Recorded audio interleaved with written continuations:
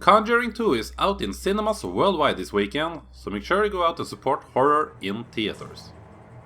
Speaking of The Conjuring, what's more appropriate than visit some other films that are also based on the work of Ed and Lorraine Warren? Because if you didn't know already, The Conjuring was not the first time these guys showed up in movies. One of the films they were portrayed in was the 1991 made-for-TV horror film The Haunted. This movie is based on the case of the Smurl family and the supposedly real haunting that tormented this family from 1974 all the way up until 1989. The story in the movie is nothing that we haven't seen before. The family moves into a new home after getting a good deal on it, and shortly after they arrive they start to experience strange occurrences. The events that happen starts off innocently enough with stuff being moved around, but soon becomes increasingly evil and the family starts to get physically attacked by the entities living with them in the house. They try to get help from the neighbors and the local church, but struggle to find anyone that believes in them, or the few that do are actually unable to do anything about it. First off, if you're expecting a big cinematic haunted house movie like what The Conjuring would become several years later, then The Haunted is not a movie for you.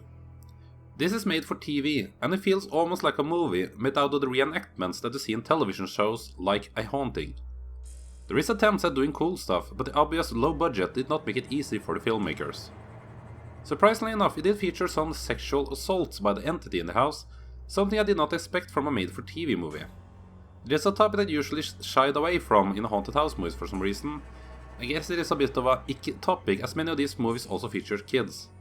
But watch The Entity from 1981 and we'll see that it is something that can be absolutely harrowing and scary to watch unfold. There are some scenes that feel a bit silly, like when the couple start to yell at the pillow because they hear voices from it. If I myself started to hear voices from my pillow, then I would absolutely shit myself, but watching it here it makes it feel more comedic than scary. I wouldn't say that the movie ever startled me or anything, so you would have to be scared very easily if this movie is going to get under your skin. The neighborhood this family lives in has to be the most religious Christian part of the world. Almost anything these guys do is very Christian related, and the end of the film is also very pro-God, if you will. One thing that all haunted house movies have to deal with is coming up with a reason for why the family just doesn't move out of the place.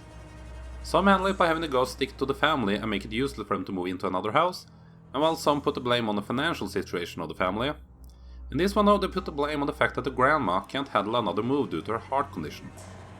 Now I can't see how being haunted by ghosts would make it any easier for the old woman instead of just moving. Even though it's not a big thing, that fact did annoy me throughout the movie, especially when they establish that the ghosts do actually follow them outside of their homes. The film also shows how media craze can affect a family in a situation like this.